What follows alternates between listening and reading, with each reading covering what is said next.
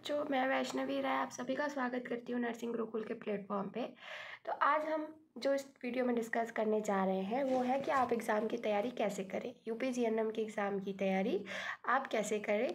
उसके बाद हम उसमें आपको बताएंगे एग्ज़ाम पैटर्न, एग्ज़ाम सिलेबस और एलिजिबिलिटी। ठीक है, आपका एग्ज़ाम का पैटर्न क्या है, एग्ज़ाम की सिलेबस क्या है और आपकी एलिजिबिलिटी क्या है। ठीक, और अब हम आगे बढ़ते हैं। अब हम पहले आपको बताना चाहेंगे इम्पॉर्टेंट डेट्स। ठीक, एप्लीकेशन देखिए इसमें लिखा है आपका एप्लीकेशन फॉर्म अवेलेबल ऑनलाइन।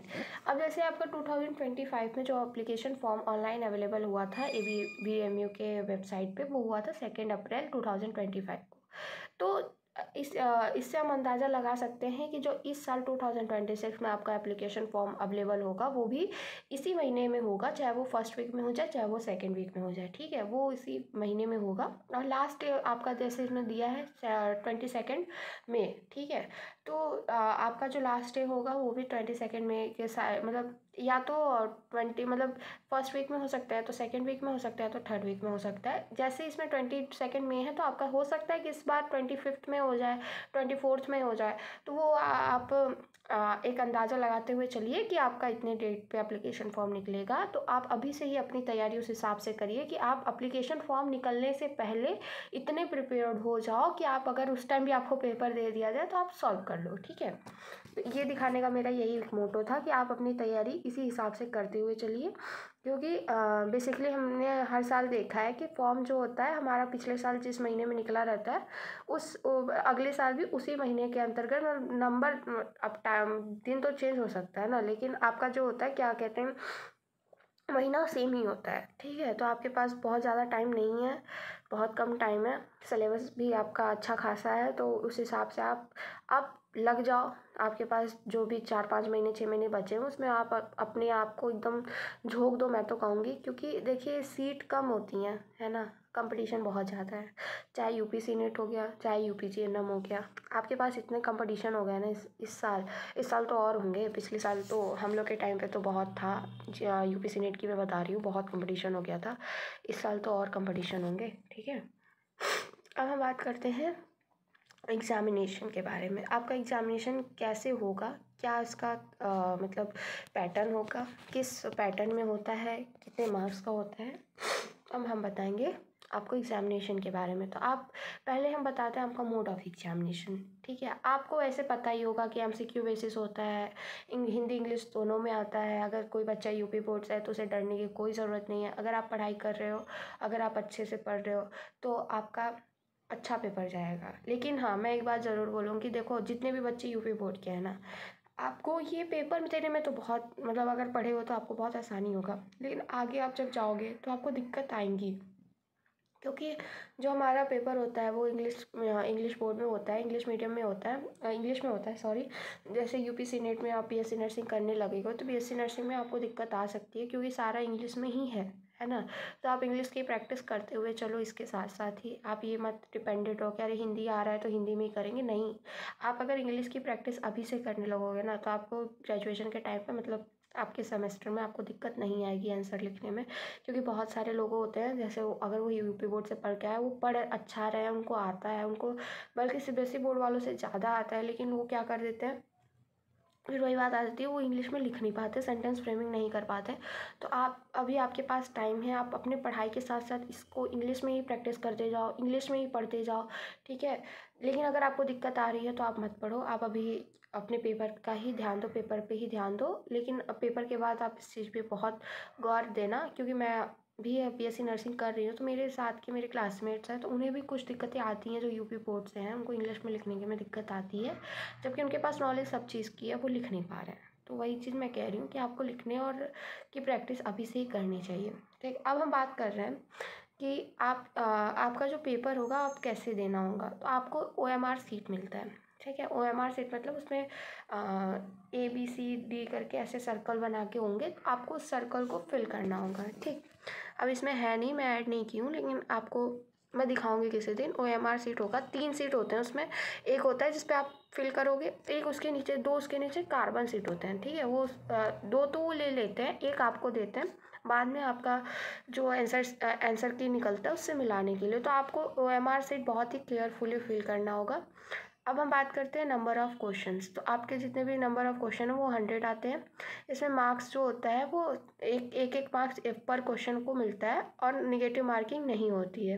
और अगर आप इनकरेक्ट करके आ रहे हो तो जैसे मैंने बताया आपको नेगेटिव मार्किंग नहीं होती है, तो आपको सही मतलब जीरो, जैसे आपने गलत कर दिया, ठीक है, तो आपको उस पर 0 मार्क्स मिलेगा। आपका जो सही किया है उसमें से मार्क्स नहीं कट होंगे। अब आपका मीडियम ऑफ एग्जामिनेशन जो होगा वो इंग्लिश और हिंदी दोनों में होगा। मैंने अभी आपको ऊपर ही बताया कि बाइलिंगुअल होता है, इंग्लिश हिंदी दोनों में होता है, ठीक है। आपका अब सिलेबस जो है वो है साइंस क्लास 10th की, इंग्लिश क्लास 12th की और GK क्लास 12th तक की। साइंस में आप जो भी क्लास 10th में पढ़े हो, अगर आपके पास NCERT का बुक है क्लास 10th का, नहीं है तो आप किसी से वो मांग लो, क्योंकि NCERT से आप पढ़ोगे ना, अगर लाइन बाय लाइन आपने NCERT कर ली तो आपको बहुत ही ईजी हो जाएगा क्वेश्चन पेपर सॉल्व करने के लिए, क्योंकि NCERT बेसिस पे ही क्वेश्चन आते हैं। NCERT के बाहर क्वेश्चन आपसे नहीं पूछे जाते, ठीक है। और अब हम बात करते हैं, ये देखिए आपके लिए हमने UPGNM इंटरेस्ट 2026 के लिए आरंभ बैच निकाला है। कंप्लीट प्रिपरेशन पैकेज है ये आपके लिए, ठीक है। ये आप हमारे वीडियो के नीचे आपको एक लिंक मिलेगा हमारे ऐप का, वहाँ पे जाओगे और वहाँ से उसको ऐप को डाउनलोड करोगे, और जब आप डाउनलोड कर लोगे तो ये आपको पैकेज दिखेगा, ठीक है। बहुत ही रिजनेबल प्राइस है, और आप इस पैकेज को ले लेंगे तो इसमें आपको टेस्ट सीरीज़ मिलेंगी, डेली आप टेस्ट दे सकते हो, ठीक है, मॉडल पेपर सॉल्व कर सकते हो, टेलीग्राम पे आपको सपोर्ट मिलेगा, आपको नोट्स प्रोवाइड हो जाएंगे, प्रीवियस ईयर पेपर्स आपको मिल जाएंगे। तो जितना मेरा मतलब ये है कि आपको जितना भी मतलब तैयारी के लिए मैं हेल्प कर सकती हूँ, मैं सारी हेल्प आपको प्रोवाइड करूँगी। सर भी आपके साथ जुड़े हैं, सर भी आपको सारी हेल्प प्रोवाइड करेंगे, चाहे आपका थ्योरी बेसिस पे हो गया, चाहे आपका टेस्ट बेसिस पे हो गया, मॉडल पेपर हो गया, कुछ भी आपको प्रॉब्लम है आप तुरंत हमसे बात करिए, हम तुरंत आपको सपोर्ट करेंगे, ठीक है। इसमें आपका हम कंप्लीट प्रिपरेशन करवा रहे हैं। अगर आप इंटरेस्टेड हो, आपको अगर GNM की तैयारी बहुत ही मन से करनी है तो प्लीज़ आप ये जाके ज्वाइन करो। बहुत ही रिजनेबल प्राइस है, बहुत ही मतलब जैसे ऐसा प्राइस ही नहीं है कि आप अगर मतलब जाओगे, आप ऐप खोलोगे तो आपको ऐसा लगे कि अरे यार कितना ज़्यादा प्राइस है। बहुत ही रिजनेबल प्राइस है, हर बच्चा ले सकता है, ठीक है। अब हम बात करते हैं सिलेबस पे। तो जितना आपका जो सिलेबस है वो है, साइंस का है क्लास 10th, चैप्टर 1 है आपका chemical reaction and equation, chapter 2 है आपका acid basis and salt, chapter 3 है आपका मेटल एंड नॉन मेटल, और चैप्टर 4 है आपका कार्बन एंड इट्स कंपाउंड, और चैप्टर 5 है आपका लाइफ प्रोसेस, चैप्टर 6 है आपका कंट्रोल एंड कोऑर्डिनेशन, ठीक है। तो ये जितने भी मैं आपको चैप्टर बता रही हूँ ना, सब NCERT बेसिस पे है, आप ध्यान देना, NCERT से बाहर एक भी चैप्टर नहीं आएगा आपका। जितना भी आपका सिलेबस है 10th का इस ईयर का, उसी सिलेबस में से आपको क्वेश्चन पूछा जाएगा। तो आपके अगर छोटे भाई बहन हैं जिनके पास NCERT है 10th की, तो आप उनसे NCERT का बुक ले लो और उनसे ही तैयारी करो, क्योंकि NCERT पे से ही आपके क्वेश्चन आते हैं, ठीक। अब चैप्टर 7 है आपका how do organism reproduce, chapter 8 है आपका heredity and evolution, chapter 9 light reflection and refraction, chapter 10 है the human I and colourful world, chapter 11 है आपका इलेक्ट्रिसिटी, चैप्टर 12 है आपका magnetic effect of electric current, और चैप्टर 13 है आपका अवर इन्वायरमेंट। तो आपके इसमें 13 चैप्टर हैं। अगर आपको बहुत ही जल्दी अपना सिलेबस कंप्लीट करना है ना, तो आप पहले क्या करना, बायो के जितने भी चैप्टर हैं वो कर लो, क्योंकि बायो के चैप्टर बहुत ही ईजी हैं क्लास 10th के। फिर उसके बाद आप केमिस्ट्री पे आओ, फिर उसके बाद फिजिक्स पे आओ। मतलब आप 1 घंटा डेली बायो को दो, 1 घंटा आप केमिस्ट्री को दो, डेली आप एक एक चैप्टर क्लियर करो, तीनों मतलब फिजिक्स, केमिस्ट्री और बायो के तीनों डेली आप एक एक चैप्टर क्लियर करते हुए चलो, ठीक है। अब आते हैं आपके इंग्लिश सिलेबस क्लास 12th पे। तो आपको इंग्लिश में आपका मिलेगा रीडिंग कंफ्रेजन हो गया, मतलब आपको एक रीडिंग के लिए पैराग्राफ दे दिया जाएगा, उसमें से आपको क्वेश्चन पूछ सकते हैं। वोकैबुलरी हो गया, item include synonyms, antonyms and word formation हो गया, प्रीफिक्स एंड सफिक्स हो गया, ग्रामर एंड यूजेस हो गया, उसके आर्टिकल्स एंड डिटर्मिनर्स हो गए, agreement between the subject and the verb, time and tenses हो गए, प्रीपोजिशन हो गए, और फ्रेजल वर्ब हो गए, ऑक्सिलरी एंड इंक्लूडिंग मॉडल्स हो गए, ठीक है। अब ट्रांसफॉर्मेशन ऑफ सेंटेंसेस हो गए, voices active and passive, narration direct and indirect, degrees of compression, ठीक है। और आपका हो गया सेंटेंस टाइप हो गए, affirmative, negative, interrogative, common errors, errors भी आते हैं आपके, स्पेलिंग मिस्टेक अगर आपने कर लिया है, स्पेलिंग मिस्टेक आपसे पूछा जाएगा कहाँ स्पेलिंग मिस्टेक्स है, ठीक। आप इसके लिए मैं आपको बताऊंगी, जैसे आपका साइंस है, अब आपने चैप्टर 1 पढ़ा केमिकल रिएक्शन एंड इक्वेशन, तो आपने जो भी चैप्टर 1 में पढ़ा, जैसे थ्योरी आपने पढ़ ली, उसकी नोट्स तैयार कर लो, है ना। फिर उसके एक एक टॉपिक पे आप 10-10 क्वेश्चन लगाओ। जैसे आपका कोई एक टॉपिक उठा लो, कोई भी रिएक्शन उठा लो, उस पर 10 क्वेश्चन लगाओ। आपका ऐसे जितने भी इसमें चैप्टर 1 में जितने भी आपके टॉपिक्स हैं वो क्लियर होते चले जाएंगे, ठीक। ऐसे ही आप चैप्टर 2 में करते जाओ, मेटल्स एंड नॉन मेटल्स में, सब में ऐसे ही करते जाओ। अब बायो में बताती हूँ, बायो में भी आप ऐसे ही ट्रिक अपनाओ। बायो भी बहुत ज़्यादा हार्ड नहीं है, हाँ थ्योरी है तो थ्योरी आप लर्न करते हुए चलो। आप थ्योरी कैसे लर्न करोगे, आप खुद से क्वेश्चन बनाओ अपनी थ्योरीज का, ठीक है। और हम जो भी आपको क्वेश्चन प्रोवाइड करेंगे ना अपने पैकेज में, वो भी जो होंगे सब थ्योरी बेसिस पे ही क्वेश्चन होंगे, थ्योरी से बाहर क्वेश्चन नहीं आएंगे, ठीक है।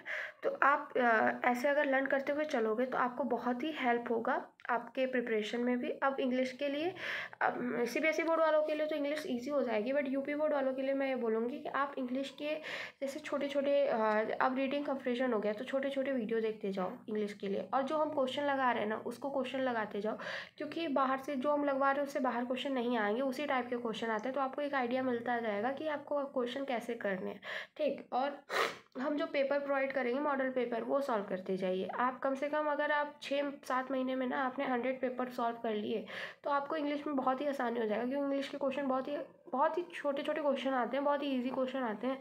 सेंटेंस में आपको पूछ लेगा कि इसमें क्या गलत है, मतलब आपको उसमें एरर बताना होगा, ठीक है। टाइम एंड टेंसेस से क्वेश्चन आ सकते हैं, आपको प्रीफिक्स सफिक्स पूछ लेगा, प्रीफिक्स को इसका प्रीफिक्स बताओ, उसका सफिक्स बताओ, ठीक। ऐसे ही क्वेश्चन आते हैं, बहुत ही ज़्यादा घुमा के क्वेश्चन नहीं पूछता, बहुत ही ईजी क्वेश्चन पूछता है, डायरेक्ट क्वेश्चन पूछा जाता है। इसमें बहुत ही घुमाने वाला क्वेश्चन घुमाएगा किसमें, आपको फिजिक्स में घुमा सकता है। फिजिक्स के जितने भी मतलब अगर क्वेश्चन पेपर है तो फिजिक्स में घुमा सकता है, क्योंकि फिजिक्स में क्या आ जाएगा, आपका न्यूमेरिकल आ जाएगा। न्यूमेरिकल बेसिस पे अगर आ गया, वैसे तो आएंगे नहीं न्यूमेरिकल ज़्यादा, लेकिन अगर आते भी हैं तो थोड़ा सा 1-2 क्वेश्चन तो ट्रिकी वो देगा ही, ठीक है।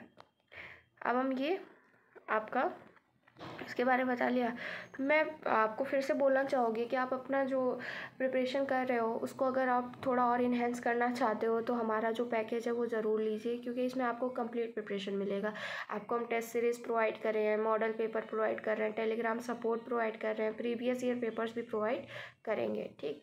तो आप हमारे साथ इसमें जुड़े रहिए, और जितने भी मैं मॉडल पेपर आपको सॉल्व करा रही हूँ ना, उसका आप एक छोटा सा कॉपी ले लो, उसमें नोट्स बनाते हुए चलो, जितने भी मॉडल पेपर हैं उसके क्वेश्चंस लगाते हुए चलो। क्वेश्चन अगर आपने नोट किया होगा तो आपको आगे जब पेपर के टाइम पे आपको रिवीजन करने में बहुत ही ज़्यादा हेल्प मिलेगा, क्योंकि क्या होता है, जैसे अगर हमने क्वेश्चन नोट नहीं किए, अब आप मेरी मॉडल पेपर सॉल्व करते हुए चल रहे हो, या सर जो मॉडल पेपर सॉल्व करवा रहे हैं उनके सॉल्व करोगे, तो आप अगर नहीं क्वेश्चन सॉल्व कर रहे हो ना, अगर क्वेश्चन लिख नहीं रहे हो, तो फिर वो आपके माइंड से चला जाएगा बाहर, क्योंकि आप देख रहे हो, सिर्फ देख के हाँ टिक करते हुए चले जा रहे हो कि ये सही होगा वो सही होगा। वीडियो देखने से बेटा फ़ायदा नहीं होगा अगर आप वीडियो का देख के उसको नोट ना करो तो, क्योंकि आप जब तक नोट नहीं करोगे आपको कैसे पता चलेगा कि आपने क्या पढ़ा, क्या लिखा, कैसे रिवाइज करोगे आप लास्ट में जब आप बैठोगे रिवीजन के लिए।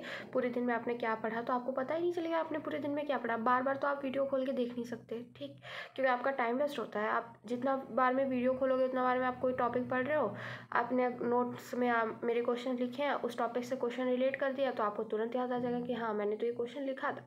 तो ऐसे ही आपका रिविज़न होता है। रिविज़न का यही एक तरीका है, अगर आप ऐसे फॉलो करते हुए चलोगे तो मैं आपको गारंटी दे रही हूँ आपका पेपर बहुत अच्छा जाएगा, क्योंकि बहुत टफ़ पेपर, मैं बार बार ये कहूँगी कि टफ़ पेपर नहीं आते हैं, नीट के लेवल के पेपर नहीं आते हैं। आप अगर नीट में होते तो मैं ये कह सकती थी कि हाँ आपको थ्योरी भी ध्यान देना है, आपको न्यूमेरिकल भी ध्यान देना है, ध्यान देखो इसमें भी देना है, लेकिन आपको क्या करना है, सिर्फ एनसीईआरटी बेसिस पे ध्यान देना है, ठीक है। आप एनसीईआरटी पढ़ो, एनसीईआरटी से बाहर कोई क्वेश्चन नहीं आएगा। और 10th का जितना भी आपका सिलेबस है ना बहुत ईजी है, साइंस बहुत ईजी साइंस है।